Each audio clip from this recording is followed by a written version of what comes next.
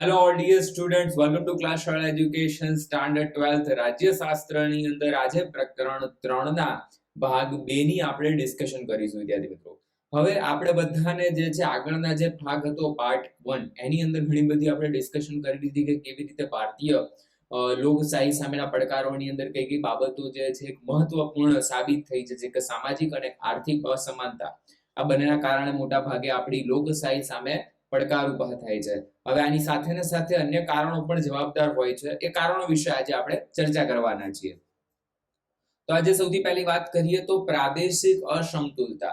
તો આજે દેશના જુદા જુદા પ્રદેશો વચ્ચે વ્યક્તિ દીઠ આવક, શિક્ષણની માત્રા, આરોગ્ય અને જનસુખાકારીની સવલત, વાહન વ્યવહાર અને સંપર્કના સાધનો, રોજગારીની તકો, ઉદ્યોગોનું પ્રમાણ વગેરે બાબતોમાં મોટો તફાવત હોય તો તેને સામાન્ય રીતે પ્રાદેશિક અસમતુલતા કહી શકાય છે. કે પ્રદેશ વચ્ચે અસંતુલન પેદા થયું એટલે પ્રાદેશિક અસમાનતા આપણે કહીએ છીએ. પ્રાદેશિક અસમતુલન ઊભા થવા પાછળના પરિબળો, તો પહેલી જ વસ્તુ છે ભારતમાં પ્રાદેશિક અસમતુલતા ઊભી થઈ એ પાછળ ઘણા કારણો અને પરિબળો જવાબદાર છે. એમાં સંસ્થાવાદી વારસો, શહેરીકરણ, ત્યારબાદ ઔદ્યોગિકરણની માત્રા, વાહન વ્યવહારના સાધનોમાં અસમતુલન, વિકાસ, ત્યારબાદ આંતરમાળખાકીય સુવિધાઓમાં અસમાનતા વગેરે જવાબદાર છે. આ બધી બાબતોના કારણે જે છે એ આપણને શું જોવા મળે છે? અસમાનતા જોવા મળે છે. આપણે જાણીએ છીએ તેમ પ્રાદેશિક અસમતુલતાના મૂળ અમુક અંશે સંસ્થાવાદી શાસનમાં પડેલા છે અને બ્રિટિશ સરકારને દેશના સર્વાંગીણ અસમતુલન વિકાસમાં રસ કે રુચિ નથી. જ્યારે સંસ્થાવાદ ચાલતો બ્રિટિશ સરકારનો, ત્યારે અંગ્રેજોને હંમેશા એવી કોઈ બાબતની પડી નથી કે અહીંયા સમાજનો વિકાસ થાય, બધાનો વિકાસ થાય. એમને તે જ હતું કે આપણો વિકાસ થાય એટલે બહુ થઈ ગયું, બીજા બધાનું જે થવું એ થાય. તેમનો મુખ્ય હેતુ દેશનું આર્થિક શોષણ કરવાનો જ હતો અને એ હેતુને ધ્યાનમાં રાખીને દેશના કેટલાક પ્રદેશના ચોક્કસ વિસ્તારોમાં વિકાસ પર તેમણે ધ્યાન આપ્યું હતું અને બીજા પ્રદેશોની ઉપેક્ષા કરી હતી. લોકોની જરૂરિયાતને ધ્યાનમાં લઈને નહીં, પણ વેપાર, ઉદ્યોગોને જરૂરિયાતોને ધ્યાનમાં રાખીને વિકાસ કરવામાં તેમને રસ હતો. તે જ રીતે બ્રિટિશ સરકારને જમીન મહેસૂલ ઉગારવામાં રસ જ હતો. તેથી તેણે જમીનદારી નીતિ અપનાવી અને આ નવી નીતિના પરિણામ સ્વરૂપે જમીનની ફળદ્રુપતા અને અસરકારક પર ધ્યાન આપવામાં આવ્યું અને અસમતુલતા વધતી ગઈ. હવે અહીંયા એવું થયું કે ભાઈ અસમતુલતાનું પ્રમાણ વધતું ગયું. કેમ વધતું ગયું? કે બ્રિટિશ શાસન વ્યવસ્થા પદ્ધતિ એવી હતી જેના કારણે જે છે એ આવા પ્રકારની સમસ્યાઓ ઊભી થઈ. વિદ્યાર્થી મિત્રો, અહીંયા જે છે એ આપણે જુદી જુદી વસ્તુઓને સમજવાના છીએ કે પ્રાદેશિક અસમતુલતા કેવી રીતે થશે. સાથે ને સાથે બીજા વિદ્યાર્થી મિત્રો એક ખાસ વસ્તુ હું તમને કહેવા માંગીશ કે આપણી એપ્લિકેશન છે ક્લાસ શાળા એજ્યુકેશન. પ્લે સ્ટોર ની અંદર તમને આપણી એપ્લિકેશન અવેલેબલ મળી જશે. આની અંદર આપણા સ્પેશિયલ લેક્ચર્સ હોય છે, જેની અંદર વિદ્યાર્થીઓના માટે આપણે માસ્ટર ક્લાસ ચલાવીએ છીએ. માસ્ટર ક્લાસ એટલે શું ખબર છે? વિદ્યાર્થી ઘરે બેઠા બેઠા અભ્યાસ કરી શકે અને સારામાં સારું પરિણામ લાવી શકે ને એના માટેના માસ્ટર ક્લાસ હોય છે. તો તમને સૌ વિદ્યાર્થીઓને આની અંદર અભ્યાસ કરવાની ખૂબ મજા આવશે. સાથે ને સાથે વિદ્યાર્થીઓને દરેક પ્રકારનું માર્ગદર્શન પણ આપતા હોઈએ છીએ અંદર, જેથી કરીને વિદ્યાર્થી ખૂબ સારામાં સારું પરિણામ પણ મેળવી શકે. સાથે ને સાથે વિદ્યાર્થી મિત્રો, તમારા માટે જે છે એ આપણે આની અંદર જે છે અલગ અલગ પ્રકારની બુક્સ, પીડીએફ એવા બધું મટીરિયલ્સ પણ અવેલેબલ હશે. તો ખાસ એપ્લિકેશન ડાઉનલોડ કરજો. એપ્લિકેશન લિંક ડિસ્ક્રિપ્શન ની અંદર તમને આપી દીધેલી છે. એ ન હોય તમને નીચે નંબર પણ આપી દીધેલો હશે.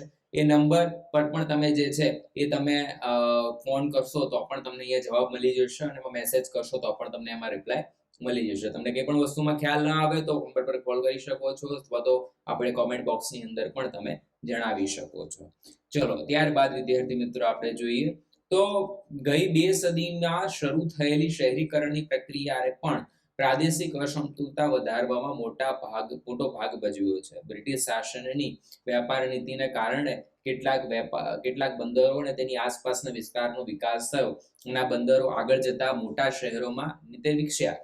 ખાસ કરીને દરિયાકાંઠાના પ્રદેશોમાં વિકાસ ઝડપી બન્યો, જ્યારે અંતરિયાળ વિસ્તારમાં વિકાસ પાછળ રહી ગયા. રેલવે, રસ્તા, પુલો, વાહન વ્યવહાર વગેરે અસમતુલન વિકાસ પણ પ્રાદેશિક અસમતુલતામાં વધારામાં ભાગ ભજવ્યો છે. આ બધાના કારણે પણ આપણને પ્રાદેશિક અસમતુલતા જે છે એ જોવા મળી છે. સાથે ને સાથે પ્રાદેશિક અસમતુલતાની આપણે વાત કરીએ તો અહીંયા સમતોલ પ્રાદેશિક વિકાસના પ્રયાસો પણ થયા સરકાર દ્વારા. તો આ પ્રયાસો કેવી રીતે થયા? તો કે સ્વતંત્રતા બાદ આપણે કેન્દ્રીય આયોજન દ્વારા દેશની સામાજિક અને આર્થિક વિકાસ સિદ્ધિ કરવાની વ્યૂહરચના અપનાવી. એ બધાનો વિકાસ થાય. આયોજનનો એક હેતુ પ્રાદેશિક અસમતુલતા ઘટાડવાનો અને દેશનો સમતુલ વિકાસ કરવાનો હતો. અને આ માટેની મુખ્ય બે એજન્સીઓ હતી, આયોજન પંચ અને બીજું દર 5 વર્ષે નિમવામાં આવતું નાણાં પંચ. આયોજન પંચ જે છે બધામાં વિકાસને સાથે ચાલે અને આયોજન પંચ જે છે એના દ્વારા ઘણી ઘણી યોજનાઓ આવે અને એના પછી જે છે એ છે નાણાં પંચ, જેનાથી નાણાં કોને ફાળવવા. આયોજન પંચ મુખ્ય કાર્ય દેશમાં સામાજિક આર્થિક વિકાસ માટે પંચવર્ષીય યોજના ઘડીને સમતોલ આર્થિક વિકાસ સાધવાનું હતું. આથી પછાત રાજ્ય અને પ્રદેશોના ઝડપી વિકાસ માટે વધુ ધ્યાન આપવામાં આવે અને વધુ સાધનો જે છે ફાળવવામાં આવે તે જરૂરી હતું. અને આયોજન પંચના સ્થાન વર્ષ 2015 થી નીતિ આયોગે લીધું હતું અને હવે તે આયોજન પંચના બદલે નીતિ આયોગ તરીકે પણ ઓળખવામાં આવે છે. તો નીતિ આયોગ આપણે એને માનીએ છીએ. એના પછી નાણાં પંચ કેન્દ્ર અને રાજ્ય સરકાર વચ્ચે નાણાકીય સંસાધનો જે છે એ ફાળવવાના ધોરણો નક્કી કરે છે અને તેનો હેતુ પણ પ્રાદેશિક અસમતુલતા ઘટાડવાનો છે. અહીંયા ખાસ કરીને આપણે જોઈએ તો પહેલી છે ભાષાવાદ. તો ચોક્કસ પ્રદેશમાં રહેતા એક ભાષા બોલતા લોકોમાં અમારો પ્રદેશ અને અમારી ભાષા સૌથી શ્રેષ્ઠ છે એવા ગૌરવની લાગણી અનુભવે અને બીજા પ્રદેશની ભાષા પ્રત્યે એક પ્રકારની નારાજગી અનુભવે અને તેમાંથી એક સંકીર્ણ માનસિકતા ઊભી થાય તેને ભાષાવાદ કહી શકાય છે. અને આવો સંકીર્ણ પ્રદેશવાદ તથા ભાષાવાદ રાષ્ટ્રીય હિતોને નુકસાન કરે છે તથા લોકશાહી સામે પણ ખતરારૂપ છે. લોકશાહીની અંદર પણ જે છે નુકસાનકારક બાબત છે. સ્વાતંત્ર્ય પછી સત્તાવાર ભાષા કઈ રાખવી એ પ્રશ્ન આપણી સમક્ષ ઊભો થયો હતો. બંધારણ સભામાં એવું નક્કી કરવામાં આવ્યું કે દેવનાગરી લિપિમાં લખાતી હિન્દી ભાષા આપણી સત્તાવાર ભાષા રહેશે. સાથે સાથે આઝાદી પછીના પ્રથમ 15 વર્ષ સુધી અંગ્રેજી ભાષા સત્તાવાર તરીકે ઉપયોગ તરીકે ચાલુ રહેશે, પણ સત્તાવાર ભાષા તરીકે હિન્દીને વહીવટના સ્થાન આપવાના પ્રયાસ શરૂ થયા અને દક્ષિણમાં ખાસ કરીને તમિલનાડુમાં તેનો વિરોધ શરૂ થયો કે એક ભાષા જે છે એમના પર થોપવાની શરૂ થઈ. તમિલનાડુમાં તો હિન્દી વિરોધી હિંસક આંદોલનો પણ શરૂ થયા અને પ્રત્યાઘાત સ્વરૂપે ઉત્તર ભારતમાં ખારા પ્રદેશમાં ઉત્તર પ્રદેશમાં અંગ્રેજી હટાવો તેવું જ તીવ્ર આંદોલન ચાલુ રહ્યું. આમ 1960ના દાયકા દરમિયાન ભાષા પ્રશ્ન ઉત્તર અને દક્ષિણ ભારત વચ્ચે એક ઉગ્ર વિવાદ ઉભો થયો અને ભાષા મુદ્દે દેશમાં ભાગલા તો નહીં પડે એવી પરિસ્થિતિનું નિર્માણ થયું અને છેવટે હિન્દી સાથે અંગ્રેજીને પણ અનિશ્ચિત સમય માટે સત્તાવાર જોડિયા ભાષા તરીકે સ્વીકારીને પ્રશ્નનું સમાધાન આવ્યું. અને ભાષાવાર પ્રાંત રચનાના મુદ્દાઓ પણ ભાષામાં ભારતીય તીવ્ર ભાષાવાદ અને પ્રદેશવાદ ઉભો કર્યો અને 1950ના દાયકા દરમિયાન ભાષા ધોરણે રાજ્યોની પુનઃરચનાની માંગણી ઉત્તરોત્તર બળવત્તર બની. એટલે શું થયું ખબર કે અમને જે છે હિન્દી ભાષા એક રાષ્ટ્રીય ભાષા બનાવો, અંગ્રેજીને જે છે રાષ્ટ્રીય ભાષા બનાવવાની જરૂર નથી. આવી એક ઉગ્ર જે છે એ આંદોલન બહાર આવ્યું. વર્તમાન સમયમાં ભાષાનો પ્રશ્ન એટલો જ ગંભીર કે રાષ્ટ્રીય એકતા સામે પડકારજનક ગણાતો નથી અને હિન્દી ફિલ્મો તથા ટેલિવિઝન હિન્દી ચેનલો પ્રભાવ દેશના અન્ય પ્રદેશોમાં નોકરી ધંધા અર્થે સ્થાનાંતર કરી શકાય તે માટે હિન્દી બોલતા અને વાંચતા લખવાનું વલણ વિકસતું જાય છે. હિન્દી ભાષા શીખવી આપણા માટે જરૂરી છે. ભલે આપણે આજે ગુજરાતી ભાષા આપણી માતૃભાષા છે, પણ થોડા અંશે આપણને હિન્દી પણ આવડવી જોઈએ. વૈશ્વિકીકરણના નવા પ્રભાવ હોય અંગ્રેજી ભાષાનો ઉપયોગને પ્રચલન બનાવ્યો છે અને તેથી અંગ્રેજી ભાષાનું શીખવાનું પણ ચલણ વધ્યું છે અને તેનો ફેલાવ પણ દિન પ્રતિદિન વધતો જાય છે. મધ્યમ અને ઉચ્ચ વર્ગના લોકોમાં તેમના બાળકો અંગ્રેજી ભાષામાં ભણે તેવો આગ્રહ રાખતા થયા છે અને આમ હિન્દી સાથે અંગ્રેજી ભાષાને પણ એટલું જ મહત્વ અને પ્રોત્સાહન મળી રહ્યા છે. આ બધાના માટે પ્રોત્સાહનકારક બાબત છે. પ્રદેશવાદ અને પ્રાંતવાદ. તો જે ભૌગોલિક વિસ્તાર અથવા પ્રદેશના વ્યક્તિનો જે છે જન્મ તથા ઉછેર થયો હોય તથા પેઢી દર પેઢી એમાં લાંબા ગાળે સમય જતા વસવાટ કર્યો હોય તે પ્રદેશ માટે તેઓ અમુક પ્રકારનો લાગણીનો સંબંધ બંધાય છે. એટલે કે પ્રદેશ સાથે આપણો એક શું હોય, એક આત્મીય સંબંધ હોય કે અમે આ પ્રદેશમાંથી આવીએ છીએ.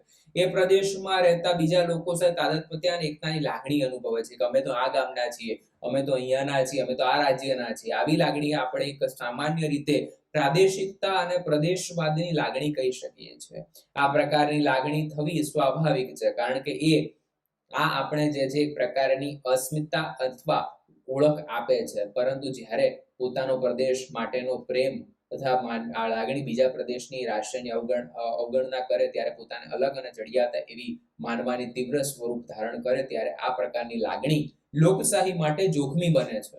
અને એમાં પણ જો બીજામાં પ્રત્યેનો ધિક્કાર અને અસહિષ્ણુતાની લાગણી ઉમેરાય ત્યારે પ્રદેશવાદી ભાવના નકારાત્મકતાનું સર્જન કરે છે અને જે લોકશાહી અને રાષ્ટ્રીય એકતા સામે પડકારનું સ્વરૂપ ધારણ કરે છે.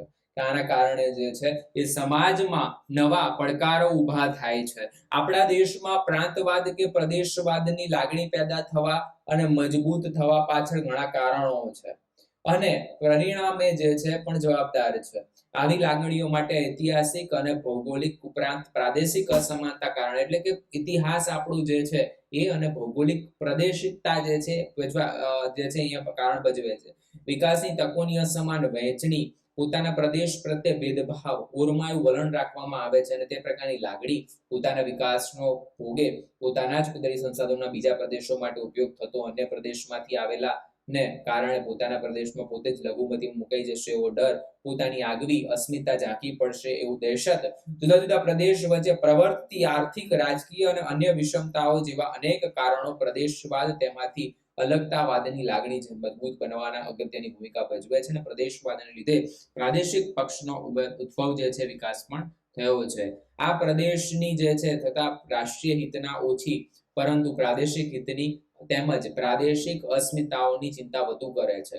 પંજાબમાં અકાલી દળ, તમિલનાડુમાં ડીકેએમ, એનડીએ, એઆઈ જે છે એઆઈએડીએકે અને આંધ્રપ્રદેશમાં તેલંગાણા, મહારાષ્ટ્રમાં શિવસેના, મણિપુર એટલે કે મહારાષ્ટ્ર નવનિર્માણ સેના, Jammu Kashmir national conference and PDP વગેરે જેવા પ્રાદેશિક પક્ષો અસ્તિત્વમાં આવ્યા છે અને આના કારણે વિકાસ પામ્યા છે. આ પૈકીના જે તે સમયે પોતાના પ્રદેશની સ્વાયત્તતાની માંગણી કરી ચૂક્યા છે કે અમને પોતાની સ્વાયત્તતા સત્તા આપી દો. અને આમ પ્રદેશવાદે ભારતમાં રાષ્ટ્રીય એકતા અને અખંડિતતા સામે કેટલાક પડકાર જરૂર ઊભા કર્યા છે, પરંતુ આપણે પ્રાદેશિક અસંતુલિતતા સ્થાપવાના સતત પ્રયાસો ચાલુ રાખ્યા છે કે બધાની જે છે સમતોલ વિકાસ થાય એવી ભાવના રાખી છે. અલગતાવાદ તો દેશમાંથી છૂટી જવાની ઈચ્છા ધરાવી એટલે અલગતાવાદ. પ્રદેશવાદ અને અલગતાવાદ એ બંને વચ્ચે થોડોક ભેદ છે. બંને અલગ અલગ વસ્તુ છે. કોઈ પણ પ્રદેશના, કોઈ પણ વિસ્તારના કે પ્રદેશના લોકો કેટલાક કારણોસર ભારત રાજ્યના માળખામાં રહીને, એટલે કે દેશમાં જ પોતાનું આગવું સ્વાતંત્ર્ય એકમ રાજ્ય રચાય એવી માંગણી કરતા હોય અને તે માટે શાંતિમય માર્ગ ચલાવતા હોય ત્યારે આપણે તેને પ્રદેશવાદ કહી શકીએ છીએ. અને પણ જો આવી માંગણી ઉગ્ર બને અને હિંસક બને કે બળવાખોરીના પરિણામે અને દેશમાંથી છૂટી જવાના અથવા તો પોતાનું આગવું સ્વાતંત્ર રાજ્ય રચવાની આંદોલન છેડે ત્યારે અલગતાવાદનું સ્વરૂપ જે છે ધારણ કરે છે. આ રીતે સ્વાયત્ત એકમ રાજ્યની માંગણી અને અલગ થઈને સ્વતંત્ર રાજ્યની માંગણી આ બંનેમાં તફાવત રહેલો છે. એક અલગ થઈને પોતાનું રાજ્ય અને સ્વાયત્ત એકમ રચવું બંનેમાં બહુ ફરક છે. રાજ્યની રચના દેશ સાથે રહીને જ અને દેશમાં જ થાય છે, જ્યારે સ્વતંત્ર રાજ્ય દેશથી વિખૂટા પડીને અલગ રાજ્યનું અસ્તિત્વ અપાય છે. એટલે કે સ્વાતંત્ર્ય રાજ્યને દેશમાં ખંડિત થાય છે અને અલગતાવાદ દેખીતી રીતે રાષ્ટ્રની એકતા અને અખંડિતતા સામે ખતરો ઉભો. એટલે શું કરવાનું ખબર છે કે અમને આપણા તમારા દેશમાંથી અમને અલગ કરી દો. આવી ભાવના જ્યારે જોવા મળે ત્યારે એની અખંડિતતા દેશની જે છે તૂટે છે. આપણા દેશમાં ભારતીય રાજ્યના માળખામાં રહીને અલગ અને સ્વાતંત્ર્ય રાજ્યની રચના માટે આંદોલન ઠીકઠાક સંખ્યામાં જોવા મળે છે. આંધ્રપ્રદેશ, મહારાષ્ટ્ર, ગુજરાત, પંજાબ, હરિયાણા, છત્તીસગઢ અને તેલંગાણા વગેરે રાજ્યોમાં સ્વાયત્ત રાજ્યની માંગણી ભાગરૂપે રચાયા હોવાના દાખલા છે. આ બધાએ પોતાના અલગ રાજ્યોની માંગણી કરી, એમને અલગ રાજ્ય આપી દીધા. ભારતની ઉત્તર પૂર્વે આવેલા આસામમાં નાગા, મિઝોરમ વગેરે જેવા આદિવાસી જાતિઓના દેશથી અલગ અને સ્વાતંત્ર રાજ્યોની લડવામાં લાંબા સમયથી ચલાવી. એટલું જ નહીં, સ્વતંત્ર જે છે સશસ્ત્ર બળવાખોરીની પ્રવૃત્તિ પણ ચલાવી છે. એટલે ભારતીય સંઘના ભાગરૂપે અલગ પણ સ્વાતંત્ર રાજ્યની રચના કરીને તેની માંગણીઓ સંતોષવામાં આવી અને આજે પણ કેટલાક જૂથો અલગ સ્વાતંત્ર રાજ્યોની રચના માટે બળવાખોરી પ્રવૃત્તિ ચલાવી રહ્યા છે કે ભાઈ અમને અમારું સ્વાતંત્ર રાજ્ય આપો. અહીંયા જે છે એ આઝાદીના આરંભિક દાયકાઓ દરમિયાન દક્ષિણમાં તમિલનાડુ રાજ્યમાં ભારતીય સંઘથી અલગ પડેલી સ્વાતંત્ર દ્રવિડિયાસ્તાન ની રચના કરવાની માંગ ઉઠી હતી અને ત્યાર પછી જે છે તે આગળથી પણ માંગણીઓ પડતી મૂકવામાં આવી અને એ જ રીતે જમ્મુ કાશ્મીરની શરૂઆતથી જ સ્વાતંત્ર કાશ્મીરની સ્થાપના માટે આંદોલન ચાલી રહ્યું છે અને બંધારણની કલમ 370 જે છે એ જમ્મુ કાશ્મીર રાજ્યને બંધારણ ભારતીય સંઘમાં ખાસ બંધારણમાં આપવામાં આવ્યું અને આમ છતાં ત્યાં સ્વતંત્ર કાશ્મીરની માંગણી થતા જુદા જુદા જૂથો ચાલે છે. પ્રવર્તમાન સમયમાં સશસ્ત્ર આતંકવાદી પ્રવૃત્તિનો આશરો લે છે કે આતંકવાદી પ્રવૃત્તિ જે કાશ્મીરમાં વધારે પ્રમાણમાં ચાલે છે એનું કારણ આ છે. તેમને પાકિસ્તાનનો સક્રિય ટેકો પણ મળી રહ્યો છે. જમ્મુ કાશ્મીરના પ્રશ્નો આપણી રાષ્ટ્રીય એકતા અને અખંડિતતા માટે ખરેખર પડકારરૂપ છે. દેશમાંથી છૂટા પડવાની માંગણી કોઈ દેશ સ્વીકારી શકે નહીં. કોઈ દેશ એવું થોડું ઈચ્છે કે અમારા દેશમાંથી અન્ય રાજ્ય જે છે એ અલગ થઈ જાય. કોઈ દેશ ન ઈચ્છે. જો આવી માંગણીઓ કરતા હિંસા, બળજબરી, ધામધમકી અને આતંકવાદ જેવો આશ્રય લે તો રાજ્યને તેમને કડક હાથ દબાવી દેવા પડે અને જરૂર પડે તે રાજ્યોને બળ પ્રયોગ દ્વારા પણ કરવો પડે છે. અને આમ પ્રદેશ પ્રાંતવાદ અને અલગતાવાદની ચળવળો તેમાંથી ઊભી થતી હિંસક બળ પ્રયોગો લોકશાહી પ્રક્રિયા માટે મુશ્કેલી સર્જે છે. આના કારણોસર પણ આપણને જે છે મુશ્કેલી જોવા મળે છે. રાજકીય હિંસા તો આજે જોઈએ તો રાજ્ય તરફથી શરૂ કરવામાં આવતો બળ પ્રયોગ અથવા તો રાજ્ય સામે લોકો દ્વારા આચરવામાં આવતી હિંસાને સામાન્ય રીતે રાજ્ય હિંસા તરીકે ઓળખવામાં આવે છે. રાજ્યમાં આંતરિક અથડામણો કે જૂથ વચ્ચેના હિંસક અથડામણો થાય અથવા તો અન્ય કોઈ કારણોસર કાયદો અને વ્યવસ્થાની સ્થિતિ કથળે તો એવા સંજોગોમાં રાજ્ય પોલીસ દળ, અર્ધલશ્કરી દળ અને છેવટના ઉપાય તરીકે લશ્કરનો સહાય લે છે. તો બીજી બાજુ લોકો પોતાના વિવિધ પ્રકારના અસંતોષ, અજંપા, નિરાશા, હતાશા, વિવિધ પ્રકારની માંગણીઓ બધાને વાચા આપવા ક્યારેક હિંસાનો આશ્રય લે છે. આનાથી હિંસા પણ ફાટી નીકળે છે અને રાજ્ય સામેની હિંસામાં જાહેર મિલકતને નુકસાન, હુલ્લડો, શેરી લડાઈઓ, હત્યાઓ, ત્યારબાદ ઘેરી યુદ્ધો, આંતર વિગ્રહો, છેલ્લે બળવો અથવા તો અશસ્ત્ર ક્રાંતિઓનો સમાવેશ થાય છે. અને આપણા દેશમાં છેલ્લા કેટલાય વર્ષોથી રાજ્ય તરફથી આચરવામાં આવતો બળ પ્રયોગ અને રાજ્ય સામે લોકો દ્વારા આચરવામાં આવતી હિંસા એ બંને પ્રકારની હિંસાઓનો ઉત્તરોત્તર વધારો થયો છે. સતત આ પ્રકારની હિંસા જે છે આપણને વધતી જોવા મળે છે. હિંસા આખરે તો વળતી હિંસાને જન્મ આપે છે. એટલે કોઈના સામે હિંસા થઈ હશે તો સામે હિંસાનું સ્વરૂપ આવવાનું છે. હિંસા અથવા તો બળનો પ્રયોગ જ્યારે પોતાનું ધાર્યું કરવા માટે થાય ત્યારે તેને આપણે ક્યારેક આતંકવાદ સ્વરૂપ ધારણ કરે છે એવું આપણે કહી શકીએ છીએ. આજે આપણે જોઈએ તો જ્ઞાતિવાદ, તો જ્ઞાતિ વ્યવસ્થા ભારતીય સમાજની વિશિષ્ટતા છે. આ જે છે એક આગવી ઓળખ છે. જ્ઞાતિ એક એવી સામાજિક વ્યવસ્થા છે જેમાં વ્યક્તિને અર્પિત એટલે કે જન્મજાત દરજ્જો મળે અને આ દરજ્જો જેમ વ્યક્તિઓને હોય તેમ જ્ઞાતિઓને પણ હોય છે. તેથી જ્ઞાતિઓ ઉચ્ચ નીચતા જે છે એ કોટિક્રમમાં ગોઠવાયેલી હોય છે. એક જ્ઞાતિ ઊંચી, એક જ્ઞાતિ નીચી, આવી પ્રકારની ભાવના તેમાં દરજ્જો બદલી શકાતો નથી. બ્રિટિશ શાસન બાદ જ્ઞાતિ વ્યવસ્થામાં કેટલું પરિવર્તન આવ્યું છે. અંગ્રેજી શિક્ષણ વ્યવસ્થામાં પશ્ચિમ સ્વાતંત્રતા, સમાનતા અને બંધુત્વના મૂલ્યો ભારતમાં દાખલા પડ્યા છે. એટલે કે પહેલું શું થયું કે પશ્ચિમની સંસ્કૃતિ આપણે જોઈને એટલે લોકોએ નક્કી કર્યું કે આ બધી વસ્તુઓ તો ન હોવી જોઈએ આપણા સમાજમાં. ઔદ્યોગિકરણને પગલે જે છે એ શહેરીકરણ થયેલું જોવા મળે છે. ગામડામાંથી શહેરમાં આવતા લોકો એક કારખાનામાં જ્ઞાતિના એક જે છે એ કહેવાય તો વગર કામ કરતા જોવા મળે છે. સાથે ચા નાસ્તો કરે છે, બસ અને ગાડીમાં મુસાફરી કરે છે. શહેરી ગીચતાને કારણે વસવાટ કરતા થયા છે. આમ શહેરી વિસ્તારમાં જ્ઞાતિના ભેદભાવ ભારે ઘટાડો થયો છે. આ ઉપરાંત બંધારણ દ્વારા અપાયેલા મૂળભૂત અધિકારોને કારણે પણ જ્ઞાતિના સ્વરૂપમાં પરિવર્તન આવ્યું છે. સ્વાતંત્રતા પૂર્વે નિમ્ન જ્ઞાતિ જ્ઞાતિઓએ પોતાને ઉચ્ચ જ્ઞાતિ ગણાવતા પ્રયત્ન કરતી હતી, પણ ભારતીય બંધારણમાં નિર્દિષ્ટ અનુસૂચિત જાતિ માટે ખાસ જે છે એ જોગવાઈઓ કરવામાં આવી. જેમ કે અનામત બેઠકોને પગલે જ્ઞાતિઓ પોતાને પછાત ગણવા માંડી. ત્યારબાદ આપણે જોઈએ તો જ્ઞાતિના હિતોને સંતોષવાના હેતુથી ક્યારેક દબાણ તેમજ જ્ઞાતિના પ્રભાવનો અયોગ્ય ઉપયોગ કરવામાં આવે અથવા પોતાની જ્ઞાતિજનોની તરફેણમાં પક્ષપાત કરવામાં આવે ત્યારે તેવા વલણ કે વ્યવહારને સામાન્ય રીતે જ્ઞાતિવાદ તરીકે ઓળખવામાં આવે છે. આને આપણે જ્ઞાતિવાદ કહીએ છીએ. જ્ઞાતિવાદ લોકશાહી રાજ્યમાં કોઈ પણ રીતે આવકારદાયક ગણી શકાય નહીં અને જ્ઞાતિવાદને સંકીર્ણ માનસિક લોકશાહી અને મૂલ્યોનું પતન નોતરે છે. લોકશાહીના સ્વાતંત્ર્ય ત્યારબાદ સમાનતા અને બંધુત્વ આખરે મોખરે જોવા મળે છે અને જ્ઞાતિના બંધનો વ્યક્તિ સ્વાતંત્ર્યને મર્યાદિત કરે છે. એટલું જ નહીં પરંતુ જ્ઞાતિમાં પ્રવર્તતા ઉચ્ચ નીચના ભેદ, સમાનતા આદર્શોની ઉપેક્ષા કરે છે તેમજ બંધુત્વતાની ભાવનાને ઠેસ પહોંચાડે છે. આ જ્ઞાતિવાદ લોકશાહી આદર્શોને નુકસાન પહોંચાડે છે. લોકોના જે આદર્શ છે એમાં આપણને જે છે એ શું થાય છે, જ્ઞાતિવાદના કારણે આપણને નુકસાની જોવા મળે છે. રાજકારણમાં પણ જ્ઞાતિવાદ જોવા મળે છે. આપણા દેશમાં જ્ઞાતિવાદ એક મહત્વપૂર્ણ એક પ્રશ્ન જોવા મળે છે. રોટી બેટી વ્યવહારના સામાજિક કાર્યોમાં જ્ઞાતિઓની ભૂમિકા મુખ્ય હોય છે, પરંતુ સાર્વત્રિક મતાધિકાર અને બહુમતીના રાજકારણમાં જ્ઞાતિ જૂથો મહત્વની ભૂમિકા ભજવે છે. એ પણ જે છે નોંધ લેવી ઘટે. લોકશાહી રાજ્ય વ્યવસ્થામાં નાના મોટા જ્ઞાતિ જૂથો રાજકીય હેતુઓ માટે મોટી જે છે જ્ઞાતિઓ સાથે જોડાણ કરે છે અને તો સામા પક્ષે રાજકીય પક્ષો જ્ઞાતિઓનો ટેકો મેળવવા માટે તેમાં તિરાડો પાડીને તેમનું રાજકીય અભિવાદન કરે છે અને આમ જ્ઞાતિ અને રાજકારણ બંને એકબીજાને પ્રભાવિત કરે છે. અને આમ અમુક રાજકીય પક્ષ એક જ્ઞાતિઓનો જૂથ તો બીજી પક્ષનો જે છે જ્ઞાતિય જૂથો ટેકો મેળવવાના પ્રયત્ન કરે છે અને આમ શરૂઆતમાં ભલે જ્ઞાતિ તેની બહુસંખ્યાને કારણે અરાજકતા પ્રભાવિત કરે પણ આ પાછળથી તેને ખુદ રાજકારણે પ્રભાવિત થાય છે અને આમ જ્ઞાતિ તરીકે તેનું બળ અને અસરકારકતા ઓછી થાય છે અને ગુજરાતમાં પાટીદારો અને ક્ષત્રિયો વચ્ચે આવી બહુસંખ્યક જ્ઞાતિઓના દાખલા જોવા મળે છે. આ ગુજરાતની અંદરની પરિસ્થિતિ વાત કરીએ તો પાટીદાર અને ક્ષત્રિય સમાજનું વર્ચસ્વ વધારે પ્રમાણમાં જોવા મળે છે. તો આ કારણે પણ જે છે આપણને બેઠકોની અંદર પણ આપણને રાજકીય પરિસ્થિતિમાં પણ જોવા મળે છે.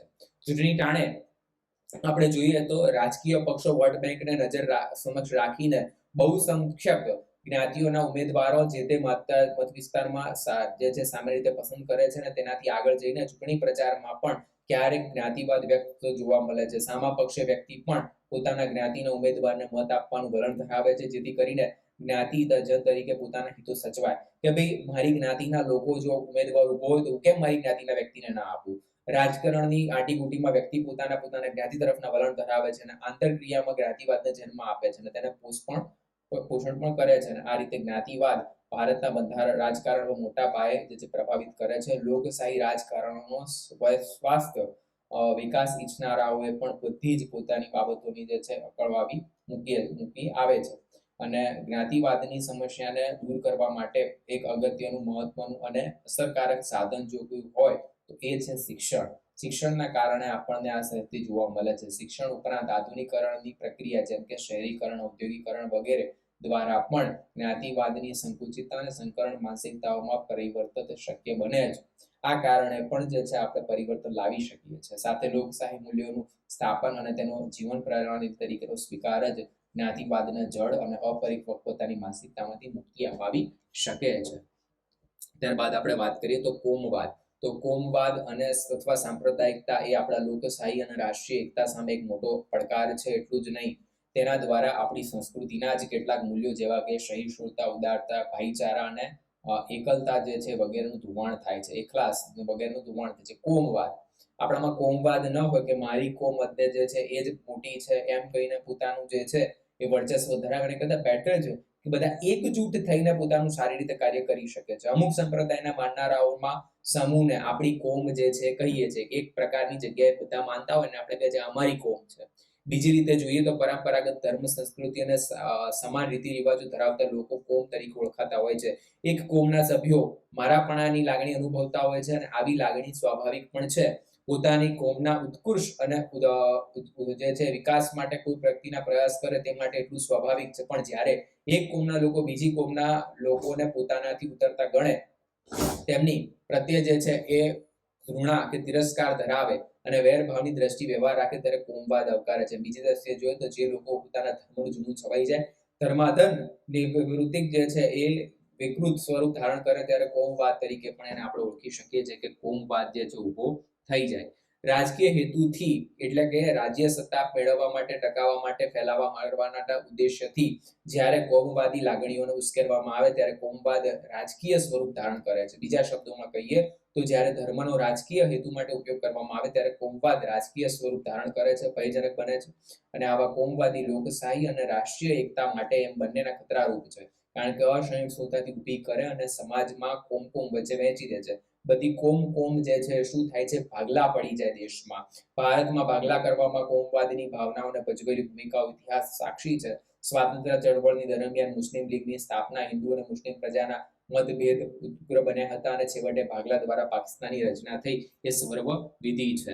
નક્સલવાદ આપણે જોઈએ તો નક્સલવાદ શબ્દ પશ્ચિમ બંગાળના એક નાનકડા ગામ નક્સલબારી પરથી અસ્તિત્વમાં આવ્યો અને જ્યાં ભારતીય સામ્યવાદ જે છે પક્ષના નેતાઓ ચારુ જે છે એ મજુદાર અને કનુ સાન્યા જે છે એ 1967માં સરકારની વિરુદ્ધ સશસ્ત્ર આંદોલન છેડ્યું અને એવું માનવું હતું કે ભારતીય કામદારો અને કિસાનોની દુર્દશા માટે સરકારી નીતિઓ કારણભૂત છે અને આ અન્યાયની નીતિઓને લીધે ઉચ્ચ વર્ગમાં શાસન અને વર્ચસ્વ સ્થપાયું છે. આ સંયુક્ત દમનકારી શાસનને સશક્ત શાસ્ત્રીય જે છે એ ક્રાંતિ જે ખતમ કરી શકાય છે. 1967માં નક્સલવાદીઓએ સામ્યવાદી ક્રાંતિઓને એક અખિલ ભારતીય સમન્વય સમિતિની રચના કરીને સરકાર સામે સશસ્ત્ર બળવો કર્યો. એક બળવો રચ્યો અને હિંસાવાદી ડાબેરી પંથીઓની જે છે આ સંગઠન નક્સલવાદીઓ તરીકે ઓળખાયું અને ભારતના પૂર્વીય રાજ્યો પશ્ચિમ બંગાળ, બિહાર, ઓરિસ્સા તેઓને માઓવાદીઓના નામે ઓળખવામાં આવે છે. તેઓ માઓવાદીઓ કહેવામાં આવે છે. ભારત સરકારે તેમની ગેરકાનૂની પ્રવૃત્તિઓને કારણે